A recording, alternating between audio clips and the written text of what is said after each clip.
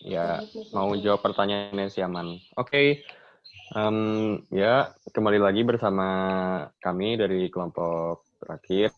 Jadi di sini saya ingin menjawab pertanyaan yang tadi disampaikan oleh William Ferrari atau disebut Aman. Tadi pertanyaannya kalau nggak salah, Indonesia tuh ngapain aja sih di Timur Tengah? Kalau kita lihat dari pemaparan yang telah dipaparkan sebelumnya, Indonesia tuh udah ngirim kontingen Garuda waktu konflik Irak sama Kuwait tahun 88. Terus juga Indonesia juga turut berpartisipasi dalam usaha perdamaian di wilayah Afghanistan. Nah, terus juga saya mau nambahin sedikit perihal kontingen Garuda, bahwasanya Indonesia ini bisa dibilang lumayan sering dalam mengirim kontingen Garuda. Bahkan sampai sekarang pun masih mengirimkan. Kalau saya lihat-lihat itu, kalau nggak salah, kontingen Garuda sendiri Indonesia udah 30 kali ngirim sejak tahun itu pertama kali dikirim sejak tahun 1957 di Mesir. Jadi gimana jawabannya Aman? Apakah bisa diterima atau masih kurang sedikit gitu jawabannya? Siap, Sur. Bisa, Sur. Aman aja, Sur. Oh iya, siap. Ya, kalau begitu terima kasih pada Aman tadi yang udah turut berpartisipasi dalam siang hari ini. Mungkin teman-teman saya yang lain ingin menjawab pertanyaan teman-temannya. Kalau mau jawab, langsung jawab aja ya. Saya Sur, mau jawab pertanyaan dari saudara Berto. Oh iya, siap. Afraim, Lobo. Bisa dijawab aja ya. Oke. Jadi pertanyaan Berto tadi itu, apa yang menyebabkan daerah Timur Tengah selalu mengalami konflik? Oke, jadi ada beberapa faktor yang menyebabkan mengapa negara di Timur Tengah sering terjadi adanya konflik, yaitu faktor perbatasan, yang disebabkan oleh perbatasan yang menyebabkan proses migrasi berjalan dengan sangat intensif. Terus yang kedua adalah faktor keagamaan. Negara Timur Tengah sangat kental dengan pemahaman pemikiran keagamaan yang sangat kompleks. Contoh yang terjadi dengan faktor yang kedua adalah adanya ideologi keagamaan dua mazhab, yaitu ideologi Sunni dan Syiah yang terjadi di negara Irak, Iran, dan Lebanon. Ideologi yang terlalu banyak memberikan kontribusi konflik di Timur Tengah.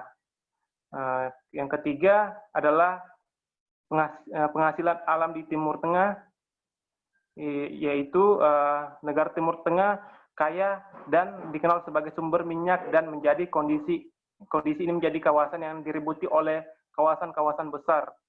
Nah, negara-negara besar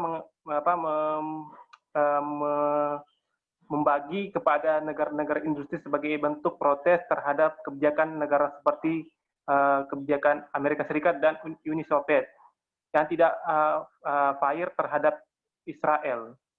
Mungkin itu adalah jawaban saya tentang apa yang menyebabkan daerah Timur Tengah selalu mengalami konflik.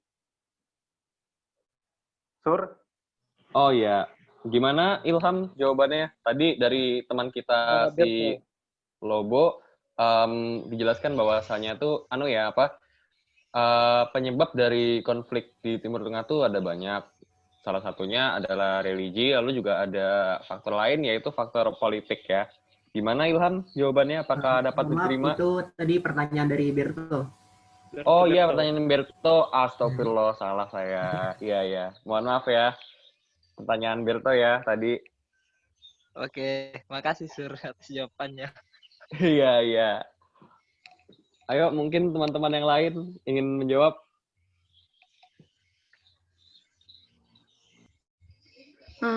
Moderator, izin menjawab pertanyaan Ilham dulu deh sekalian tuh. Jadi kan pertanyaan Ilham ini kan mengapa Indonesia itu mengambil bagian dalam memerdekakan negara Palestina. Jadi itu ada beberapa alasan kenapa Indonesia itu sangat berperan besar dalam membantu kemerdekaan Palestina. Jadi yang pertama itu ada Indonesia itu kan pernah merasa dijajah oleh bangsa lain. Lalu yang kedua juga, Indonesia itu adalah bangsa yang religius sejak ribuan tahun yang lalu kan. Habis itu juga yang ketiga, Yerusalem itu merupakan kota tiga agama besar samawi, yakni Kristen, Yahudi, dan Islam. Di kota suci itu terdapat bangunan Masjid Al-Aqsa yang memiliki makna penting bagi umat Muslim. Jadi, secara otomatis, isu tersebut membawa kedekatan dengan penduduk Indonesia yang mayoritas beragama Islam. Lalu alasan yang keempat itu, Palestina itu adalah negara pertama yang mengakui kemerdekaan Indonesia, yakni pada 6 September tahun 1994, seorang saudagar dan mufti besar Amin Al-Hussein menggambarkan kepada dunia internasional dan mengakui kemerdekaan Indonesia. Jadi, sebab itu Indonesia berhutang budi kepada Palestina. Apakah Saudara Ilham dapat memahaminya? Bagaimana, Saudara Ilham? Ya, terima kasih atas jawabannya pada Saudari Julaiha. Terima kasih. Iya, sama-sama. Oke, moderator izin lagi menjawab pertanyaan Adit, kayak gitu ya? Boleh? Oh, boleh. Kalau gitu boleh. Baiklah. Pertanyaannya Adit itu, kenapa sih Indonesia itu punya visi misi ikut serta mendamaikan dunia? Jadi itu alasannya kenapa Indonesia mempunyai visi misi tersebut. Yang pertama, negara Indonesia adalah negara demokrasi terbesar ketiga di dunia. Selain itu, menjadi negara yang kedua, Indonesia adalah negara penduduk Muslim terbesar di dunia. Lalu, yang ketiga, menjadi negara penyumbang personel misi pemeliharaan perdamaian PBB terbesar ke-12 dari 122 negara dengan 2.764 personel. Selain itu, Indonesia juga mempunyai visi misi yang tertuang dalam pembukaan Undang-Undang 1945 pada alinea keempat, yakni mewujudkan perdamaian dunia yang berdasarkan kemerdekaan, perdamaian abadi, dan keadilan sosial. Mungkin itu saja jawaban dari kami. Bagaimana Saudara Adit? Terima kasih Saudari Julaiha. Bagus.